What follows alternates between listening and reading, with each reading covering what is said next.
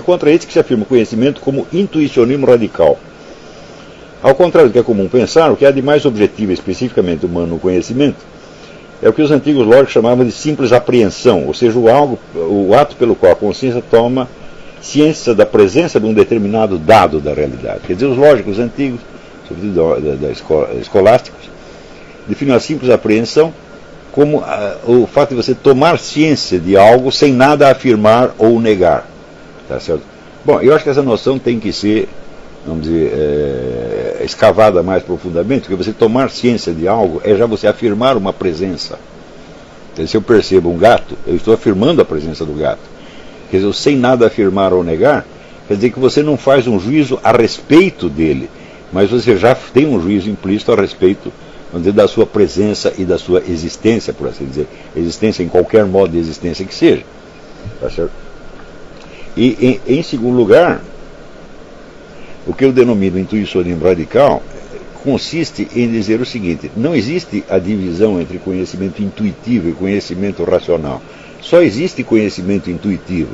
Mesmo porque quando você faz um raciocínio, você faz uma sequência de silogismos, mas você tem aqui, essa sequência só vale alguma coisa se você perceber a unidade dela, porque é esta unidade que vai dar a conexão entre as premissas e as conclusões. Eu digo, como é que você faz para perceber esta unidade? Você percebe isso racionalmente, isto é, através de um outro silogismo, ou você percebe de maneira imediata e intuitiva? Então isso quer dizer que o próprio fundamento do raciocínio lógico, ou ele é intuitivo ou ele não é nada. Então isso quer dizer que a razão, ela não é um meio de conhecimento. Só a intuição dá conhecimento. Tá certo? O raciocínio é um modo de simbolização do conhecimento, por trás do qual tem que haver alguma realidade que seja percebida intuitivamente, inclusive, vamos dizer, a própria estrutura, a própria unidade do raciocínio. Mas quando você diz que A igual a B, portanto B igual e B igual a C, portanto A igual a C, eu digo, você fez essa conexão. Se essa conexão dependesse de ser provada racionalmente, você teria um segundo silogismo, um terceiro e um quarto, e não terminaria mais. É a intuição que fecha, vamos dizer, a percepção da unidade do raciocínio e, portanto, transfere a validade da premissa para as conclusões. Isso tem que ser um ato imediato e intuitivo. Então dizer que existem dois tipos de conhecimento é uma bobagem. Todo conhecimento ou é intuitivo ou é nada. Tá certo? Intuição eu defino como percepção de uma presença.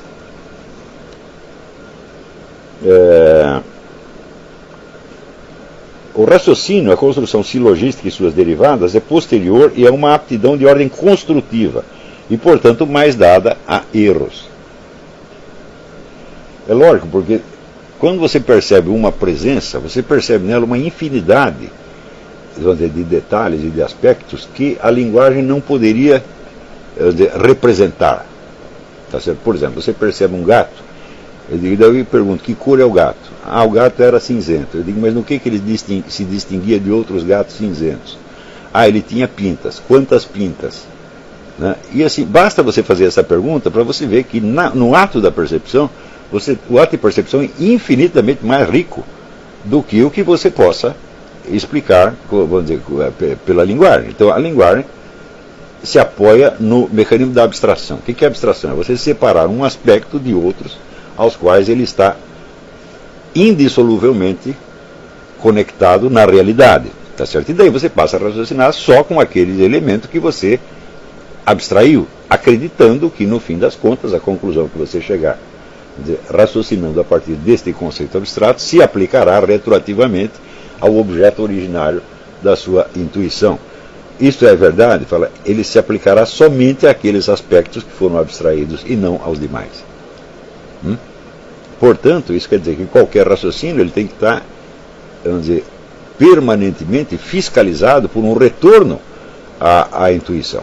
Então, ele não vale nada. Então, ele é apenas um mundo de palavras. Né? Pois os métodos mais refinados da lógica apenas desencavam analiticamente algo que já estava dado na primeira intuição. E a própria compreensão, vamos dizer, da unidade do discurso lógico, ou é a compreensão intuitiva, ou é coisíssima nenhuma. Porém, note bem, você perceber a unidade de uma demonstração lógica e, portanto, ser capaz de saber se ela está certa ou errada, não é a mesma coisa do que saber que ela é verdadeira, ou seja, que ela se refere a algo e se refere corretamente. Qualquer que seja o modo, vamos dizer, a veracidade de um raciocínio lógico é sempre uma veracidade secundária, dependente de objetos de intuição. Então, muitos anos atrás, eu já dei uma aula sobre isso, dizendo que eram as condições do conhecimento científico. Quer dizer, a primeira condição é a existência do conhecimento intuitivo. Se não temos a intuição de objeto nenhum, bom, não temos sobre que desenvolver uma ciência. Em segundo lugar, é preciso que haja a possibilidade de uma espécie de transferência de veracidade de uma premissa para uma conclusão. Quer dizer, a conclusão é verdadeira porque a premissa é verdadeira e porque, de algum modo, ela estava contida, logicamente, dentro dela. Não é isso? Porém, neste caso, você tem, então, um nexo entre, vamos dizer, o percebido e o concluído. Mas esse nexo, por sua vez, tem de ser de tipo intuitivo. Senão ele não existe. Agora, o nexo que conecta uma conclusão a uma premissa não é do mesmo tipo do nexo que conecta a premissa ao seu objeto real. É um outro tipo, embora os dois sejam intuitivos. Quer dizer, a percepção da presença de um gato ou de uma vaca, tá certo? Não é o mesmo tipo de percepção pelo qual você percebe que uma conclusão estava contida na premissa. Os dois são de tipo intuitivo, mas são intuições de objetos diferentes. Um objeto real da experiência e um objeto puramente mental construído. Quando você percebe a coerência da sua construção, você está tendo um ato intuitivo, mas esse ato intuitivo se refere a um objeto que foi você mesmo que criou, que foi o seu raciocínio. É muito fácil a gente se perder na passagem de uma coisa a outra, passagem do objeto para o seu conceito, do conceito para o juízo e do juízo para o silogismo que vai levar a determinadas construções. E cada intuição, por sua vez, inaugura uma cadeia potencialmente ilimitada de outras intuições. Disso trata a teoria da tripla intuição. O ato pelo qual o indivíduo intui, primeira intuição, é ao mesmo tempo a intuição de algo, segunda intuição, a intuição das condições desse ato intuitivo, terceira intuição. Isso explicaria ainda, por exemplo, certos simbolismos naturais, como a identificação do sol ou da luz com o conhecimento em inúmeras culturas. Então, quando você percebe algo visualmente, você está percebendo ao mesmo tempo uma presença e você está percebendo o meio luminoso que torna aquilo visível. Quer dizer, a percepção da luz é coexistente com a percepção do que quer que seja no espaço. Mais ainda, a luz que ilumina o objeto é a mesma que ilumina o seu olho e que torna possível, portanto, a percepção. Então é isso que eu chamo de tripla intuição. Você está percebendo um objeto, está percebendo a luz e está percebendo a conexão. Portanto, vamos dizer, esta conexão entre os três elementos de qualquer intuição é que é a base da lógica. Não haveria a possibilidade do raciocínio lógico se não houvesse esta conexão, se ela só nos aparecesse, se essa conexão só nos aparecesse na esfera puramente racional ou verbal, nós jamais poderíamos ter a certeza da veracidade de qualquer raciocínio.